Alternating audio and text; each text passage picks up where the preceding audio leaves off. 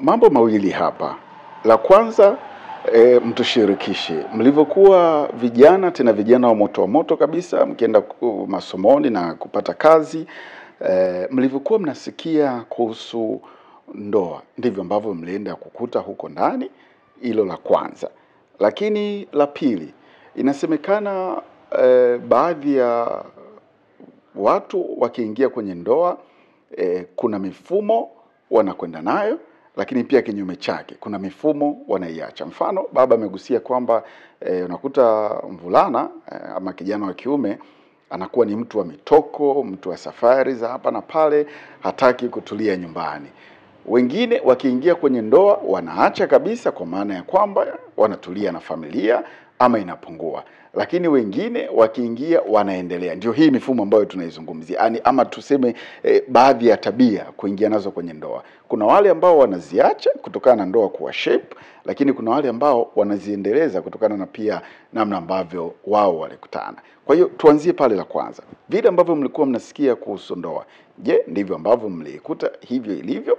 Na la pili, mtuelezee kuhusu mifumo na namna ya kuishi nje na baada ya ndoa.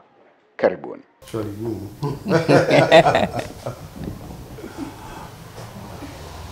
Ni kweli wakati vijana wanapopanga kuoana wanakuwa na mategemeo yao. Expectations. Sikifunga ndoa tutafanya hivi, tutafanya hiki, tutafanya nini. Na kama ulivyosema, hali ile ya mitoko itaendelea vile vile kama tulivyokuwa nayo kabla wakati wa uchumba. Lakini ukishaingia sasa kwenye ndoa unajikuta kwamba uhalisia hauruhusu mambo yote haya. Hata kama mna pesa ya kutosha, labda hata zaidi pesa na uwezo, mnaweza msiwe na wepesi wa kuweza kuendeleza yale maisha ya starehe, kwa sababu Mwenyezi Mungu mkijalia mmepata familia nazo zitawavuta kwa upande fulani.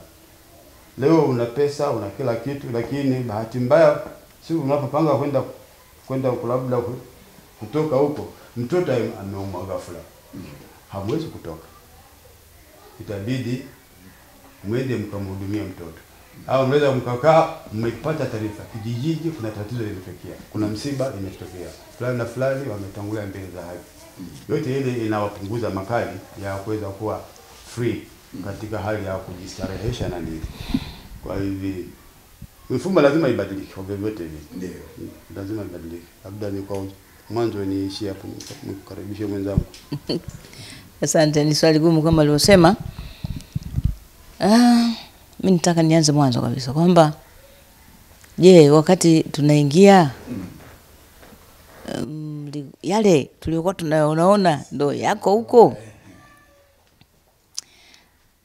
Unajua mimi kwanza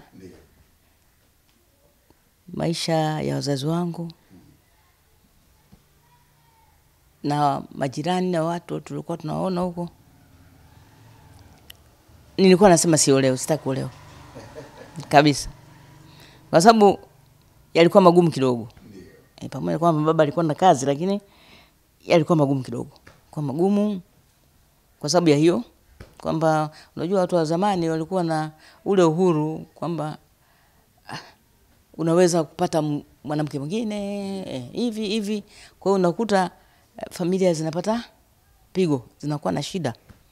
Kwa nikasema kama ndio hivi hapa nataka. Lakini Mungu wa ajabu sana.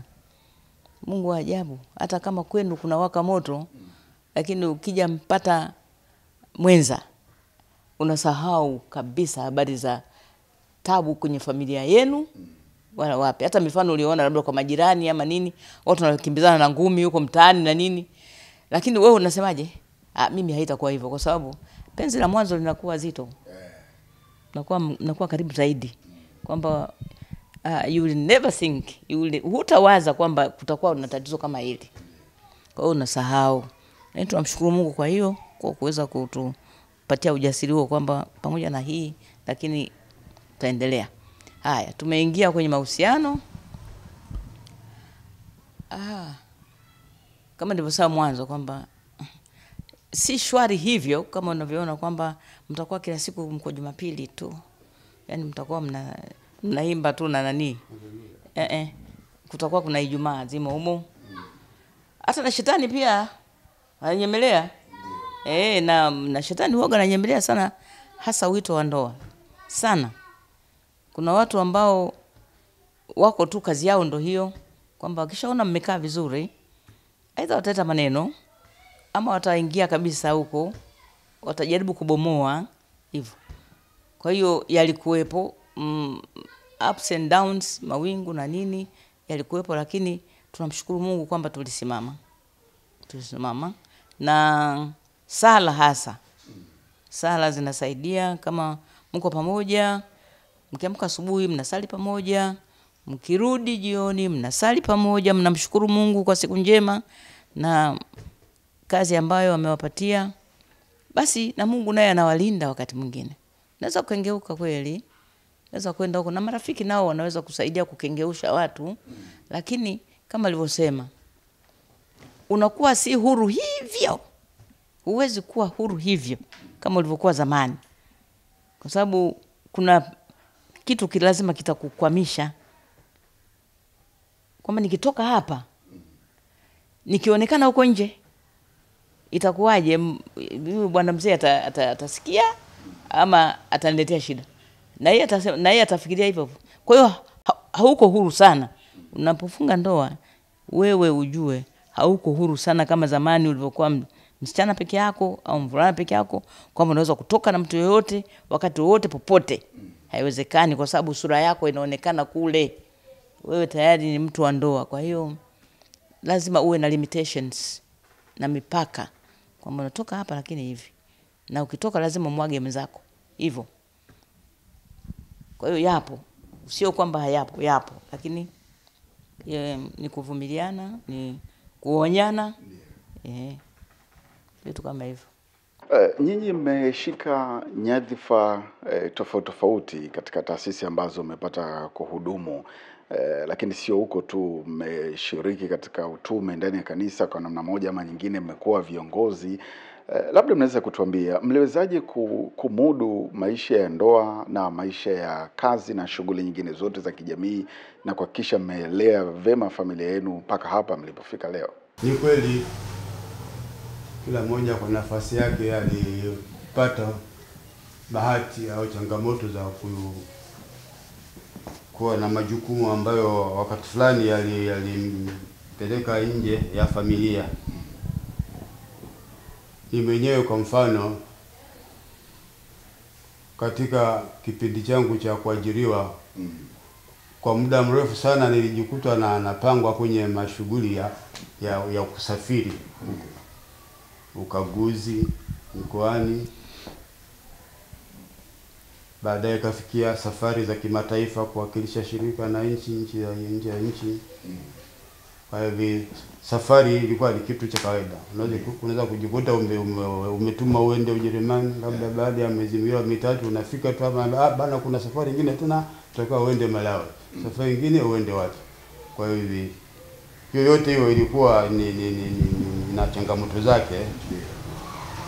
Unajikuta huko mbali na nafasi ya kuweza kukaa karibu na familia na kumsaidia mwenzi wako katika kuishepu familia. Kwa sababu mkiwa na bahati ya kuwa na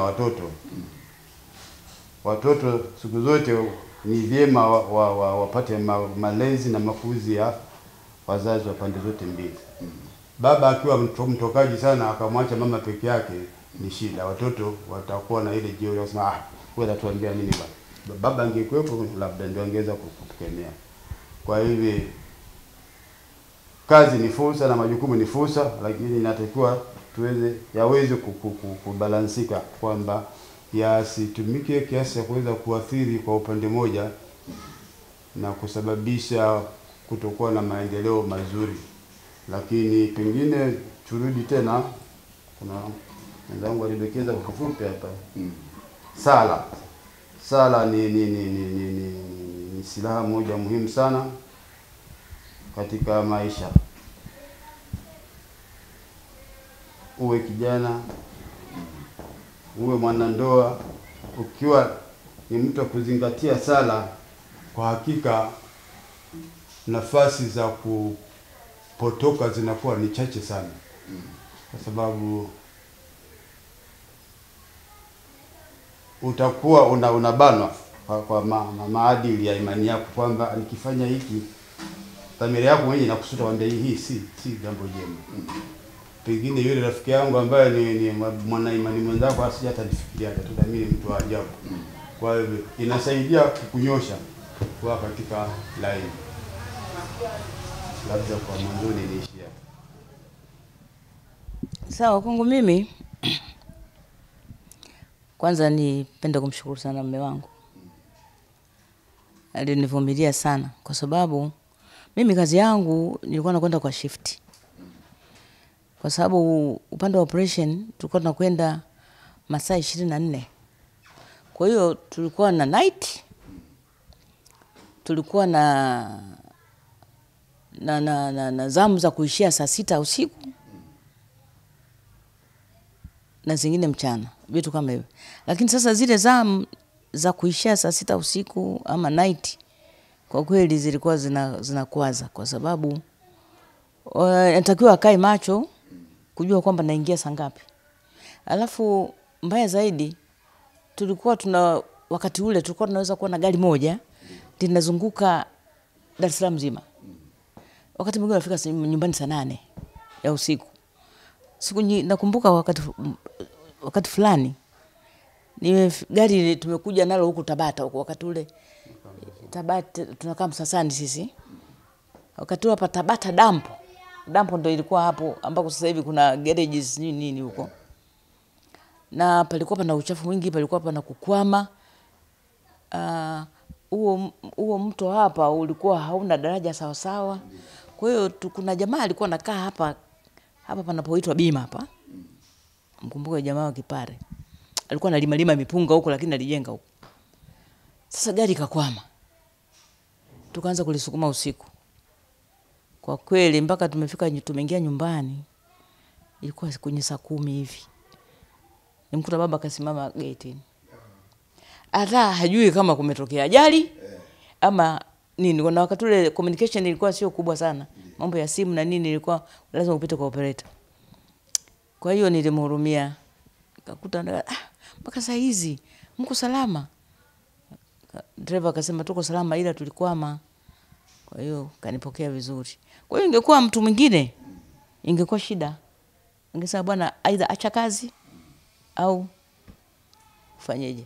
Kwa hiyo nimemshukuru sana. Uoga vinaleta shida mara nyingi katika familia. Kwa mfano kama hiyo. Hata hii ya kusafiri sana. Hata mimi mwenyewe baadaye mwenzangu alipokuwa anasafiri sana, yeye akapumzika. Mungu alivyokuwa mtu wa ajabu, Mungu wa ajabu. Na mimi nikaanza kusafiri. Nikaanza kusafiri mikoani huko, wapi hivyo. Lakini tumevumiliana na tukakaa pamoja. Watoto wakatuelewa vizuri tu. Wakatuelewa vizuri kabisa. Na kwa kweli hakuna maugomvi. Hata kwenye wakati tuko kwenye Jubilee, MC alituambia, hebu unajua nyinyi katika hii sherehe yenu ya Jubilee hatutaki kusikia habari za sijui nini. Tunataka watu wanaowafahamu waseme juu yenu. Basi wakatuomba tutoe tu majina randomly kusudi waweze kusema neno. Sasa moja kati ya wale ambao tutoa majina randomly ni binti yetu. Alipopata mic akamwambia sema chochote kuhusu wazee hawa. Sasa mimi nitasemaje? Mimi nimezaliwa huko sio. No, wewe sema tu jinsi unaona wazee. Yeye alisema jambo moja zuri sana. Akasema ninachoweza kusema ni kwamba tangu nimezaliwa na kukua katika nyumba ya hao wazee hawa, baba na mama, sijasikia maugomvi hata siku moja. Kwamba wanagombana sebuleni, wanatukanana ama wanapigana, sijawahi kusikia na wala sijawahi kuona. Kwa hiyo mimi nitafuata mfano huo. Na bahati nzuri na yeye ameolewa. Kwa hiyo uzuri wake ndo hata kama tukikwaruzana sana mambo yetu ni chumbani. Huko tutaonyana huko nini, lakini namshukuru tena Mungu, namshukuru na yeye kwamba sijaonja kofi lake, sijapigwa kabisa. Namshukuru sana Mungu kwa hilo na yeye kwamba hata kama nimekosea vipi, lakini sijapata ngumi wala sijapigwa kofi hata siku moja. Sana sana ataniambia tu, atanisemesha hivyo. Hata na mimi kwake namsemesha kwamba hii sio sawa, hii sio sawa ama hivi. Basi tunasameheana hapo, mambo yanaisha. Kwa hiyo namna ya kuishi ndio hivyo. Tunamshukuru Mungu kwa hilo kwa kweli. Hongereni sana. Namshukuru Mungu, asante. Kwanza ni wapongeze kwa namna ambavyo mmetupatia hiyo simulizi nzuri na namna ambavyo mmeelezea vizuri yale ambayo tulitamani sana kufahamu. Kwa miaka mingi kama sio kwa miaka kadhaa kumekuwa na tuseme utaratibu kwamba baba ni mtafutaji, anafanya kazi, mama ni mlezi wa familia, ataangalia watoto nyumbani wamekula, wamekwenda shule, ameangalia nyumba, amefua na hapa na pale, ni kazi zote zile za nyumbani mama amekuwa akizifanya. Lakini kwenu imekuwa tofauti kidogo. Baba amefanya kazi, mama amefanya kazi, na kama ambavyo mmesimulia baba alikuwa anasafiri sana, lakini kuna kipindi baba safari zikapungua, mama naye akaanza kusafiri hapa na pale, mmekuwa mnabadilishana kutokana na vipindi tofauti vya maisha. Labda mnaweza mkatuambia kwa miaka ya hivi karibuni kumekuwa na neno 50 kwa 50 likisikika sana kwamba baba anafanya kazi lakini mama pia anafanya kazi kutokana naye pia amesoma, ana taaluma yake. Watoto wako na dada nyumbani. Mnafikiri wazazi ama walezi sasa hivi wanawapatia watoto wao malezi bora kutokana na mfumo huu wa maisha namna ambavyo unatupeleka wenyewe unapotaka kwenda? Nadhani hiyo ina kiasi cha kutosha cha mapungufu. Na hasa tukizingatia kwamba hawa wadada zetu tunao waajiri kuja kutusaidia kazi za nyumbani, nao sio waadilifu vya kutosha. Tumepata simulizi, mdada anamfungia mtoto kwenye oven, yeye anaenda zake, hana upendo, hana nini, ana unyama wa hali ya juu sana. Sasa hata ukiweka hiyo pembeni, mtu wa kazi ni mtu wa kazi tu siku zote. Hawezi kuwa na ule upendo thabiti wa kuweza kumhudumia mtoto wa bosi wake. Kwa hivi ni kitu cha lazima sawa, kwa sababu kila mmoja lazima alitumikie taifa kwa jinsi alivyoandaliwa. Lakini ni kitu ambacho wanandoa wanatakiwa wakae wakubaliane kuweza kupata formula ambayo haitawaathiri sana watoto wao.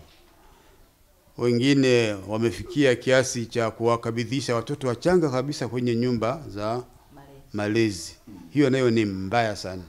Ni mbaya sana.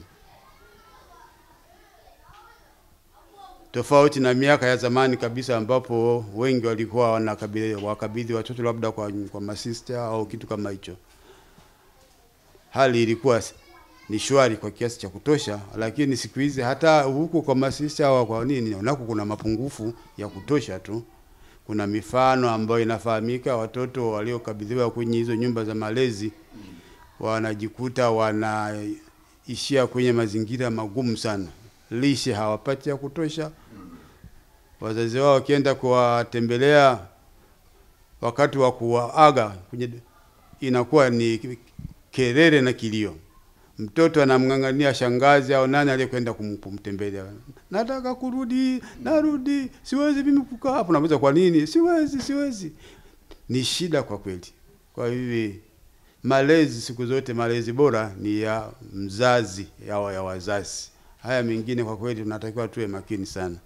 Labda niongezee hapo. Kwa kweli hii ni shida ambayo kubwa. Ni shida kubwa ambayo inaleta changamoto nyingi sana kwa watoto hasa. Kwa sababu ukiangalia baba anafanya kazi, mama anafanya kazi, kwa shida kupata msichana ambaye ametulia wa kuweza kuangalia mtoto wako ama watoto wako kama wewe unavyopenda kuangalia, kuwahudumia. Hata wakati ule ilikuwa shida. anakuja msichana huyu, unakuta afanye vizuri, unamuondoa, anakuja huyu hivi. Lakini cha msingi sana, malezi yatoke kwa wazazi wenyewe. Ni vizuri hiyo 50-50 kwa sababu tunainua kipato cha familia. Kwamba maisha yatakuwa angalau mepesi kidogo kwa sababu mtakula vizuri, mtasomesha watoto, you take care of them, hivyo. Lakini kwa upande wa malezi inakuwa shida. Ila mimi nashauri kwamba ni kujipanga. Ni kujipanga tu. Kwamba baba, mama wote wana kazi. Je, hizo kazi zikoje? Kama kwa shift inakuwa nzuri zaidi. Kwa mfano kama mimi wakati nilikuwa nakwenda kwa shift na nilikuwa napendelea sana shift za angalau hata za kutoka jioni kwa sababu asubuhi nikae na watoto. Nikitegea kwamba mume wangu atarudi kwenye saa 10 hivi naye atakaa na watoto. Kwa hiyo tunapanga namna hiyo. Lakini kwa sasa hivi kama wote mnaingia asubuhi, mnatoka saa 11 jioni, kwa kweli ni ngumu. Ni ngumu. Pate mlezi ambaye mzuri, na mlezi mzuri kwa ukimpata na wewe mzazi umtendee vizuri mlezi wako. Hilo ndo la msingi sana. Kwa sababu ukimfanya mlezi awe kama mtumwa, awe kama mtu baki, awe kama mbwa, kwa sababu watu wa namna hiyo wapo. Kwamba unampata mlezi anakupikia lakini unamwambia asile kile chakula. Unajitengenezea sumu. Kwa sababu atafikiria kwa nini wale wanakula hiki mimi nile kingine. Kwa hiyo anaweza kukuzuru. Ukimpata mlezi mfanye ni mtoto wako mwingine. Umlee vizuri na yeye atakulelea watoto wako vizuri. Kwa hiyo tupange kwamba wazazi wapange kwamba wahakikishe kwamba muda wa kutosha wanao na watoto wao. Na sasa hivi hapa simu hizi ndo zimeleta shida kwa sababu unaweza kuwa na muda mzuri hata weekend lakini unakuta mama yuko na simu, baba yuko na simu, mtoto anaachwa pale. Inakuwa si sawa. Sasa na mtoto unamnunulia simu, anakuwa na simu. Inakuwa shida, malezi yanakuwa sio hivyo. Kwa hiyo tujitahidi kwa sababu sisi wote tunalijenga taifa hili. Kila mtu amesoma, amefikia mahali pake na ana karama yake. Sababu mtu anaweza akawa daktari mzuri, akawa mhasibu mzuri, akawa hivi. Na uweze kumwambia wewe usisome, usiendelee na kazi kwa sababu ukae nyumbani tunza watoto, si sawa. Kwa hiyo tuangalie, balance. Tuwapende watoto wetu vizuri, tuwapende walezi wa watoto wetu vizuri na wenyewe watawapenda watoto wetu, lakini uwepo. Kwa sababu kuna changamoto nyingine hiyo. Unaweza kutoka kazini ukapitiliza, ukaenda mahali pengine kama vile huna nyumba. Alafu unarudi huko mtoto kalala, unatoka mtoto kalala, hajaamka. Hivyo uweze kujulikana availability, uwepo pale, baba na mama, muwepo kwa watoto, mcheze nao, mwatunze pamoja na hao watoto wa kazi. Hatuwezi kuavoid, uweze kumfanya binti ambaye amesoma afika chuo kikuu asiwe na kazi kwa sababu alee mtoto nyumbani. Si sawa.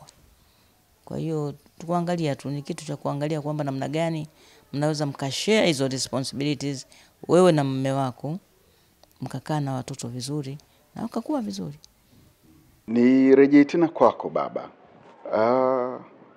Inasemekana kwamba baba wengi wa familia hawana muda mwingi sana juu ya familia zao ama juu ya watoto wao. Wewe hili unalizungumziaje? Nadhani lina ukweli wa kutosha. Hiyo dhana hiyo ina ukweli wa kutosha kwa sababu akina baba sisi tunafika mahali tunafikiria jukumu la malezi ya watoto ni akina mama. Sisi tunajikuta tuko na preoccupation nyingine ambayo sio kweli. Kama tulivyodokeza hapa, malezi ni jukumu la pande zote mbili. Baba ana nafasi yake na mama ana nafasi yake. Na mara nyingi Mungu huwa ana balance. Mama akiwa mkali sana, baba anajikuta anakuwa mpole. Kwa hivyo anachukua nafasi ya kuregulate kwamba hapo umezidisha. Hamwambii moja kwa moja mbele ya mtoto, lakini wataelezana wenyewe bwana pale ulizidisha. Na vile vile baba akiwa mpole sana, mama anakuwa mkali kidogo. na hiyo yote inakuwa ni kwa faida ya mtoto. Lakini mmoja akikwepa majukumu ya kuwa na kufuatilia familia, ndio hilo tatizo linaanza hapo. Utakuta watoto wanajikuta wana uhuru fulani hivi ambao umepitiliza. Kama baba hajihusishi sana, watamwogopa mama kwa muda, lakini itafika baadaye naye watakuwa wanamzunguka, wanakimbia, na mama hawezi kuwafuatilia kwa nguvu ya kutosha. Kwa hiyo ni jukumu letu sisi kina baba kuwa karibu na malezi ya watoto wetu. Hiyo ni jambo la msingi sana. Nyinyi kama familia mna mtazamo gani juu ya uzazi? Miaka ya nyuma tumepata kuona kwa babu na bibi zetu familia kubwa, watoto 8, wengine 10, wengine 15, wengine walibarikiwa mpaka watoto 20. Lakini miaka hivi karibuni familia na watoto wawili wanasema basi, wakijitahidi sana 3, na visingizio vimekuwa vingi hapa na pale, lakini pia changamoto ya uzazi imetajwa hapo. Nyinyi mtazamo wenu upoje, na mnaweza kutuambia nyinyi pia mlibarikiwa kuwa na watoto wangapi? Asante, swali zuri sana hili. Kwamba sasa hivi kizazi cha sasa hivi, labda tuseme hata kuanzia kwetu pia,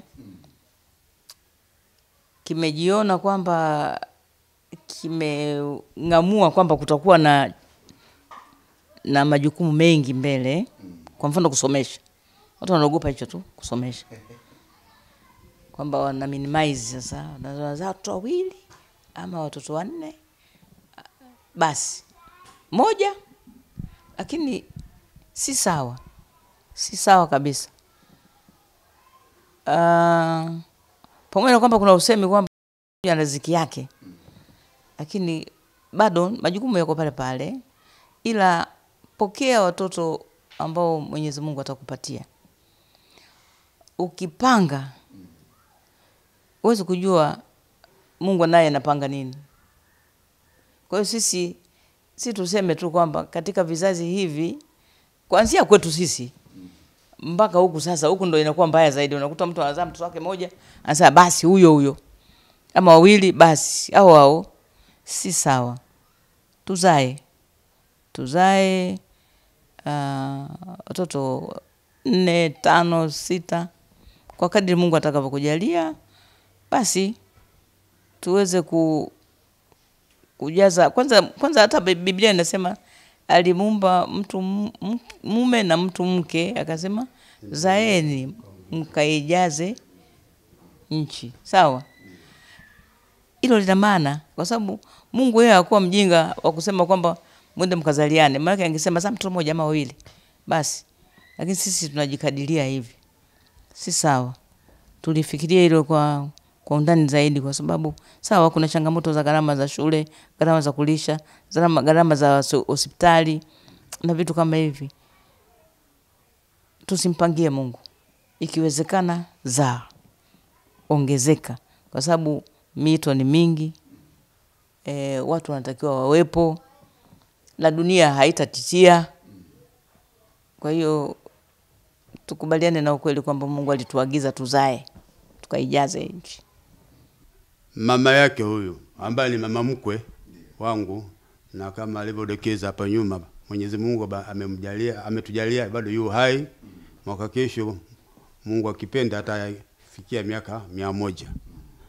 Walizaliwa watoto 16 kwa baba moja, mama moja. Hakuna mapacha.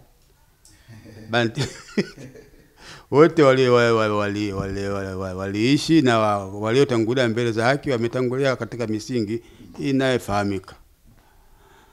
Kizazi cha pili kilichofuata hapo ndio uzao wetu sisi. Kwake walitoka 8. Na sisi mama alitoa 8. Na mama wangu pia kwangu alitoa 8 hivyo. Kwa hivyo tukashusha nusu. Na sisi tukaja nusu. Na sisi pia tumekaa, Mwenyezi Mungu alitujalia watoto 4. Sio kwamba alitukatalia, ni fikra hizo kwamba hapa unajua gharama za kusomesha, matibabu na nini, tusitishe kidogo kizazi. Tukasitisha tukiwa na watoto 4. Bahati mbaya kijana wetu wa pili mwenyewe ametangulia mbele za haki. Kwa hivyo bado tuna watoto watatu, mvulana mmoja ndio wa kwanza kuzaliwa na wasichana wawili. Kwa hivyo kama alivyosema mwenzangu, kwa kweli ni si sahihi kabisa kujipimia kipimo kwamba kwa sababu eti kwamba mimi nitazaa mtoto mmoja au wawili. Na sasa hivi imezuka tabia kwa kizazi cha kisasa, hasa kwa kina mama, kwa kina dada. Wamefikia stage wanasema kwamba bana mimi siwezi kuzaa watoto zaidi ya wawili, nitaharibu shape yangu. Shape maana yake nini? Nyonyo zitakuwa zimeharibika, sijui nini sijui. Kwa hivyo nimezaa sana watoto wawili. Sio sahihi. Sio sahihi. Kwa sababu huwezi kujua huyo ambaye unambania angekuwa nani. Pengine angekuwa ni rais wa nchi. Tukichukulia mfano mapokeo ya imani, Yese alikuwa na watoto wa kutosha tu. Na wakati yule nabii aliyetuma kwenda kupaka mafuta mtawala, akaenda kumpaka mafuta mtoto wa mwisho kabisa, Daudi. Sasa kama Yese angeamua kumzaa Daudi, mafuta yangepakwa kwa nani? Kumbe Daudi ndio alikuwa na karama ambayo Mwenyezi Mungu alikuwa ameielekeza kwake. Kwa hivyo na sisi tuige mfano huo. Tusipange kujipunguzia idadi ya wazaliwa kwa mafikira zetu za ajabu. Kibarua tunachofanya kikitumika kwa busara kinatosha kabisa kulisha familia zetu. Kwa hivi sawa, wastani saizi unaotembea watoto 4, 6 au kitu kama hicho. Lakini tusishushe sana kiasi cha kusema mtoto mmoja au wawili. Na zaidi kama nilivyosema kwa kisingizio hicho cha ajabu kwamba nikizaa watoto zaidi ya wawili nitaharibu shape yangu. Hiyo sio busara. Tumsifu Yesu Kristo. Kwanza ni wapongeze sana Bwana na Bibi Protas Mwageni. Hongereni kwa baraka hiyo ya watoto 4 na tunashukuru Mungu kwa zawadi ya maisha hiyo ambayo mliipata, lakini tunamuombea pumziko la amani yule ambaye alitangulia mbele ya haki. Mnazungumziaje juu ya wazazi ama walezi kupendekeza mtoto awe nani? Unakuta labda mtoto wa kiume anasema mimi nataka kuwa engineer. Baba anasema hapana, mimi nataka wewe ukawe padri. Kwani hii imekuwa ni kama sehemu mojawapo ya kukandamiza pia miito mitakatifu. Nakuta kwenye familia mtoto anaonekana kama anapenda kutumikia altareni, lakini baba anambia hapana, au mama anambia usiende huko, tutakosa wajukuu sisi. Nyinyi kama wazazi na wanajubileo miaka 50, hilo mnalizungumziaje? Asante ndugu mtangazaji. Ni kweli ni jambo linalotakiwa lichukuliwe kwa busara kubwa tu. Labda tuanze na sisi wenyewe. Kati ya wale mabinti zetu wawili, kuna mmoja alipomaliza form 6 akatuambia kwamba anataka kuwa pilot. Tukamwambia tunavyo sisi pilot haina tija sana. Na kwa sababu wewe masomo yako ni mazuri kwenye biology, chemistry na nini, tunakushauri uwe daktari. Bahati nzuri alituelewa. Akabadilisha. Akaanza kufuata mkondo wa kusoma masomo ya kidaktari. Na leo hivi ni daktari bingwa. Na Mwenyezi Mungu naye alivyowapangia, mume wake naye ni daktari sio bingwa, yeye mume wake ni bobesi, daktari bobesi. Kwa hivyo wamekwenda vizuri. Tukija kwenye miito mingine, kwa mfano ya miito mitakatifu, kwa kweli sisi kama wazazi tuna jukumu kubwa sana. Na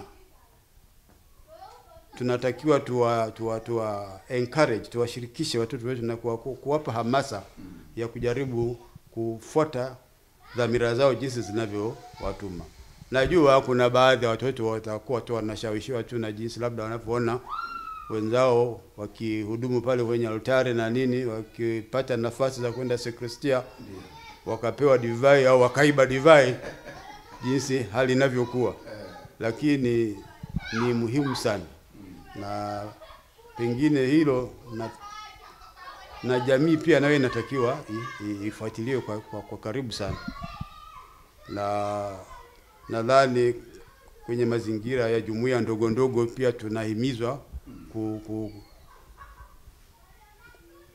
kuikuza miito, na hasa miito mitakatifu.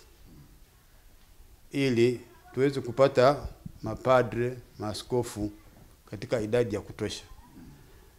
Tunafahamu wazi kwa mfano sasa hivi masuala ya umisionari na dini yako zaidi kwetu sisi Afrika huku, ulimwengu wa tatu. Lakini wenzetu huko juu Ulaya si wapi mambo tena yalishapita. Kwa hivi tuna jukumu la msingi kabisa la kuhimiza vijana wetu waingie kwenye hiyo miito mitakatifu, watuhudumie kiroho na waende wakawe wa misionari huko kwenye ulimwengu wa kwanza. Sasa hivi wanaharibikiwa sana. Tumsifu Yesu Kristo. Labda nikubaliane na mwenzangu hapa kwamba katika miito ya kiimani kama mtoto kweli kaitwa, usimkatalie. Mwambie aende, ni baraka zake. Kwa sababu unaweza kumkatalia alafu akawa kitu kingine. Kaingia kwenye ulevi, kaingia kwenye mambo mengine kama hivyo.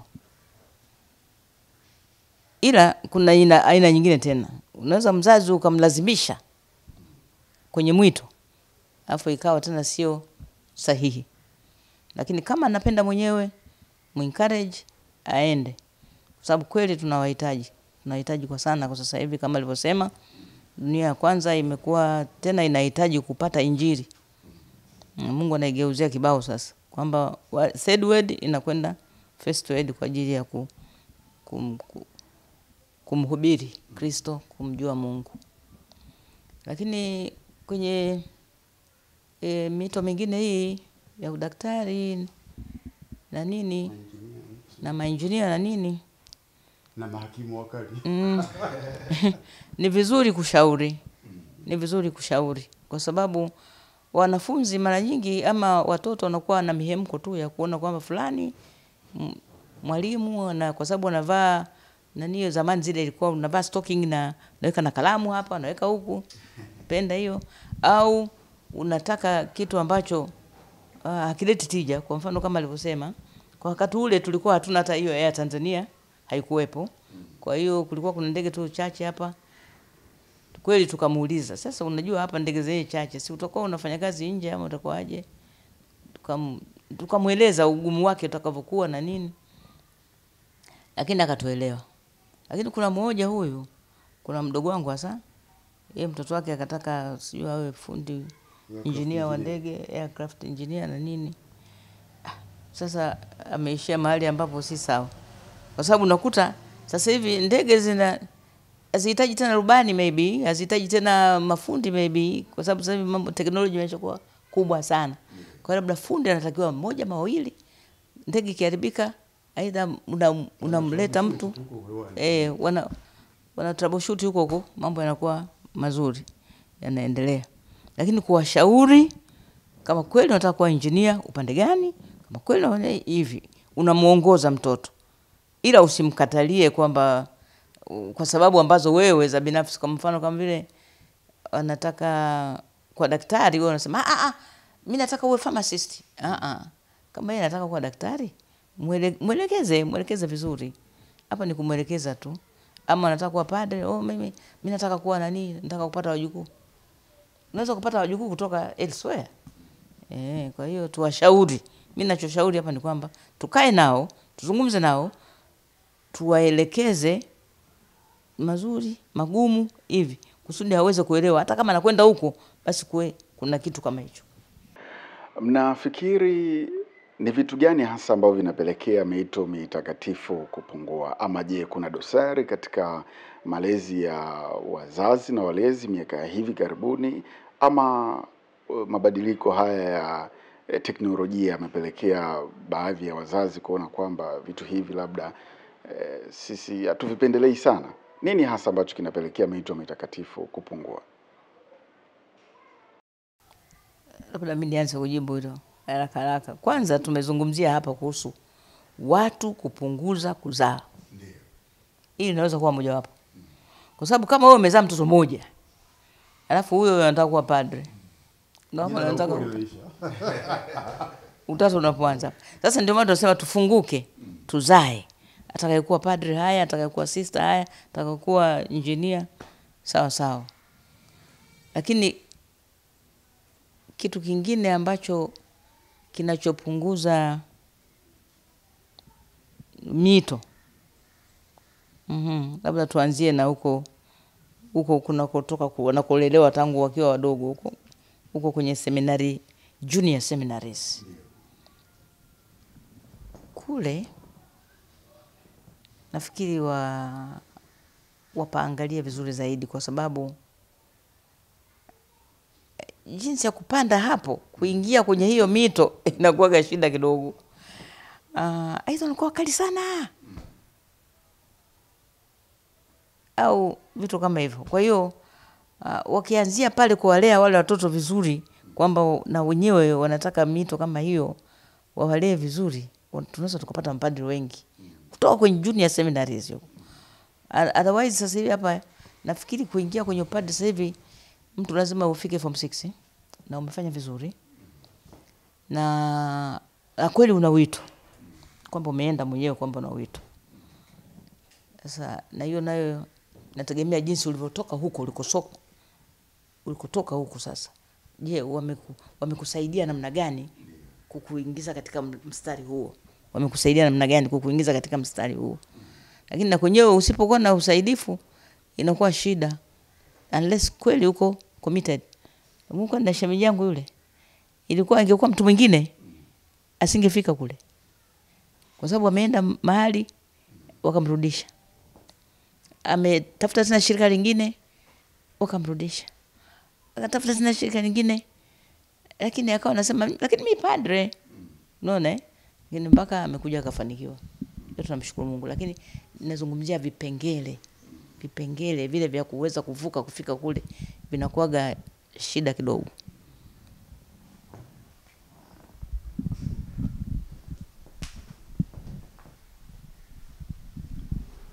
Ni kweli kama alivyosema mwenzangu, pande zote zina kitu cha kufanya, upande wa wazazi, jamii na walezi.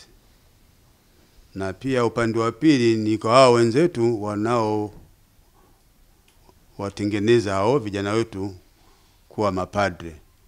Nao ni vizuri wakakaa wachambue kwa umakini kabisa, kwa sababu unaweza ukalinganisha shirika fulani na shirika fulani, ukakuta shirika fulani wao kila mwaka wana idadi kubwa ya mapadre wanaopita na shirika fulani pa kuwa padre ni shida. Sisemi jina la askofu au jimbo alikokuwa na hudumu, lakini kuna jimbo moja askofu mahalia alikuwa mkali kupitiliza, na ilipita karibu miaka 8 hakupata hata shemasi, mpaka wenzake walipoanza kumwambia bwana, hapa si mbinguni na uwezo kumpata malaika akawa padre, kwa hivyo punguza kidogo ukali. Bahati nzuri akawaelea kwa kiasi fulani, ndio wakaanza kupatikana mashemasi na mapadre. Na nakumbuka jimbo kuu la Dar es Salaam ndio lilikuwa kimbilio la hao watu ambao walikuwa wanashinda kupenya huko walikokuwa.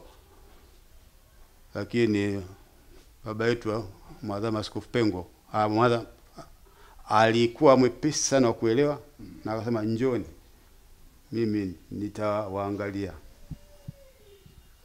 na kuchuja, kama kweli hamfai tutachana nanyi, lakini kama mnafaa tutakwenda nanyi. Na aliweza kuwaokoa wengi wa aina hiyo. Kwa hivyo kama ninavyosema, jamii, wazazi tuna sehemu yetu ya kufanya, lakini na wenzetu hao ambao ndio wanawachemsha kama ni dhahabu, ndio wanawapiga moto mkali sana ili ije kutokea dhahabu nzuri, nao wajaribu kujiangalia, wajaribu kwenda kwa sijui niseme, lakini ndio hiyo nilichokuwa nataka kusema. Lakini nguvu ya kwanza kabisa ni wazazi, jamii na jumuiya ndogo ndogo. Tuna role kubwa sana ya kuwashawishi vijana wetu wawe waweze kwenda kwenye miito mitakatifu. Tumsifu Yesu Kristo. Milele amina. Ama hakika ni washukuru sana. Ni washukuru kwa namna ambavyo umetupatia simulizi hiyo. Ninafahamu yapo mengi sana ambayo mngeweza kuzungumza, kwani miaka 50 si midogo kabisa. Yapo mengi ambayo mngeweza kutushirikisha, basi walau kwa ufupi haya ambayo tumepata kuyachota kutoka kwenu kwa siku hii leo. Moja la mwisho, lipi hasa ambalo mngetamani kutushirikisha, huenda sikupata nafasi ya kuuliza ama sikuweza kungamua hapa niseme hiki na pale niseme kile, ili muweze kutuambia. Walau kila mmoja kwa nafasi yake atuambie, hili hapa nilitamani kushirikisha juu ya miaka hii 50 ya ndoa, kabla hatujamaliza kipindi chetu kwa siku hii ya leo. Karibuni. Lile baraza la maaskofu la Afrika Mashariki walivyoamua kuanzisha na kukomaza jumuiya ndogo ndogo, walikuwa na maana nzito tu ya kutuwezesha sisi wa Katoliki tuweze kuifahamu Biblia ipasavyo na kuiishi, kwa sababu ilifika mahali ni kweli kabisa sio upingika. Wenzetu wa KKT walionekana kuwa wanafahamu Biblia kwa kiasi cha kutosha tu kuliko sisi wa Katoliki. Kwa hivyo na sisi tukahimizwa basi kwa kupitia hizo jumuiya ndogo ndogo tuweze kuifahamu Biblia na kuiishi ipasavyo. Lakini kubwa zaidi tupate ujasiri basi wa kubeba majukumu mbalimbali ambayo yanayoendana na utume huo. Nafahamu ni kitu cha kawaida inapofika kwenye chaguzi hizi za kila baada ya miaka 3 za viongozi wa jumuiya ndogo ndogo, unapanda mpaka juu. Watu wengi hawapendi kubeba majukumu ya kuwa viongozi kwa hofu kubwa mbalimbali tu. Mimi sina muda wa kutosha, mimi sipendi kuzunguka nyumba kwa nyumba kubembeleza watu kwenda kwenye ibada za jumuiya na kuhimiza michango na kitu kama hicho. Sasa napenda tu nitoe rai kwa Wakatoliki wote. Jamii ikikuona unaweza kuwasaidia katika kuwaongoza, tusikwepe majukumu hayo. Tuyapokee na tuyatendee haki kamilifu. Sijisifu, lakini sisi kabla hatujamii hapa Segerea tulikuwa tunaishi Msasani. Kule tulijikuta jamii zetu wametuamini, tukabebeshwa majukumu ya kuwa mwenyekiti, sijui kumtunza hazina wa jumuiya, mpaka ilipofikia tarehe ya kuhamia kwetu. Tukamwambia jamaa, sasa sisi tumehama, tunakwenda kwenye makazi yetu mapya huko Segerea, kwa hivi mtuombee. Tukafika hapa tukafikiria sasa tumetulia, hatutakuwa na tatizo hilo. Lakini Mungu alivyokuwa wa ajabu, tumekaa hapa tukaanza kuuliza, kwani jumuiya iko wapi jamani? Wakaambia jumuiya iko siku ya Jumamosi na inayofuata itafanyika kaya fulani. Tukaenda kwenye hiyo jumuiya. Huwezi kuamini, tumefika pale imefanyika ibada, kumbe kulikuwa na tatizo ambalo lilikuwa limejitokeza. Baada ya ibada akasema, sasa Mwenyezi Mungu naona ameelewa, ametupa siku ya nini? Ya kujaza nafasi yetu ya mwenyekiti wa jumuiya. Mimi nikajua labda pengine kuna mtu mwingine ambao wamemwangazia. Hatuna la lile na leo, ambao bwana hatuna haja hapa kupoteza muda, mwenyekiti wetu tunapendekeza awe mzee Mwageni. Nikashangaa. Wao sikupata muda wa kupumzika. Nikakubali kwa unyofu, ambia haya nitajitahidi kwa uwezo wangu. Ikaenda ikafika tena kwenye kanda. Kukawa na kumetokea mavurugu fulani hivi, kiasi ambacho aliyekuwa katibu wa kanda naye akajikuta naye analazimika kuachia ngazi ili apishe shughuli nyingine ziende. Naye tumesali, ikatokea siku sasa leo tunajaza nafasi ya katibu wa kanda. Likatajwa jina langu. Wanajumuiya wakakubali, likapita, nikabeba. Kwa hivyo ikaendelea. Ikafika sasa wakati ambapo Segerea tulikuwa tunasali kwenye kanisa moja la ajabu sana, mfano wa banda la kuku. Mwanzo lilikuwa kabisa ni banda la kuku ambalo lilikuwa limetolewa vumbi tu, watu wakawa wanasalia. Baadaye wakajenga kikanisa mfano kabisa kama banda la kuku. Sasa ilipofikia waamuzi kwamba tujenge kanisa la kudumu, ikabidi sasa utaratibu wa kuwa na kamati rasmi za uhamasishaji za ujenzi na nini ukamilishwe. Naye sina la lile wala lile, nikakuta kamati mwenyekiti katibu wa parokia akanidokezea kwamba bwana Mwageni, mimi nakupa umbea tu. Kwa hivyo kuna uwezekano ukachaguliwa kuwa mwenyekiti wa kamati ya ujenzi. Nikasema mimi sio engineer, sio nani. Nitakuwaje mwenyekiti mimi wa kamati ya ujenzi? Basi kama baada ya mwezi mmoja hivi kweli uongozi wa parokia ukatamka pale kwamba bwana tumeona pange kamati ya ujenzi waanze kutusaidia kupanga mipango ya kuweza kuanza ujenzi. Wakanitaja mimi. Na wakasema tunawateua wengine ambao watakuwa kwenye kamati, wao wenyewe watajuana watakavyojipanga. Kwa hivyo nikaa mwenyekiti wa kamati ya ujenzi mwaka wa kwanza, wa pili, wa tatu, wa nne. Wakasema kamati ya ujenzi wana imefanya kazi nzuri sana. Sasa tunaipendekeza tupate viongozi wa kamati tendaji ya parokia kutoka kwenye kamati ya ujenzi. Tulikuwa wawili. Waliotumegua kutoka kwenye kamati ya ujenzi, tukaingia kwenye kwa kamati tendaji ya parokia. Kwa hivyo tukaendelea kuihudumu ile kamati tendaji, na Mwenyezi Mungu kanijalia nikawa mwenyekiti wa kamati tendaji ya parokia kwa vipindi vitatu mfululizo, miaka 9. Hapo ndio najibu swali lako kwamba sura hii nilikuwa naiona wapi. Nadhani katika majukumu yangu kama ama mwenyekiti wa kamati ya ujenzi au mwenyekiti wa kamati ya parokia. Kwa hivyo nikafanya vizuri. Sikuweza sana kuchukua nafasi hiyo kwa sababu kikatiba hairuhusiwi tena, lakini bado wakanirudisha kuwa mwenyekiti wa kamati ya ujenzi ambao ningali na ihudumu mpaka leo. Kwa hivyo ninachosema kwamba tunapopewa majukumu kama haya tukubali kuyahudumia mpaka afya itakavyosema kwamba sasa afya yako hairuhusu tena. Na lazima tuhudumie jamii, tunamhudumia Mungu kwa nguvu zetu tulizopewa. Tumsifu Yesu Kristo.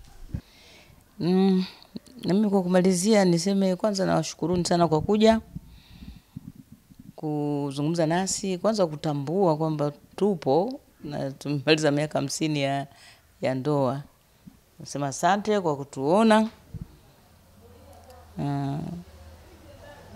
La pili ni kwamba nitaka niwaase tu wanandoa kwamba kuishi pamoja muda mrefu inawezekana. Inawezekana kwa sababu ni kuchukuliana tu kwamba ujue kwamba huyo uliolewa naye si malaika na ni binadamu kama wewe, na yeye na upande wa kiume ajue huyu uliyemuoa si malaika, ni binadamu kama wewe. Kwa hiyo kukoseana kupo, lakini kikubwa zaidi ni msamaha. Msameheane kwamba limetokea, mmeonyana, mmekubaliana, mnasameheana. Mungu anawabariki, mnaendelea kuishi. Hakuna kukata tamaa katika utume huu. Utume kama tulivyoambiwa ni utume mama.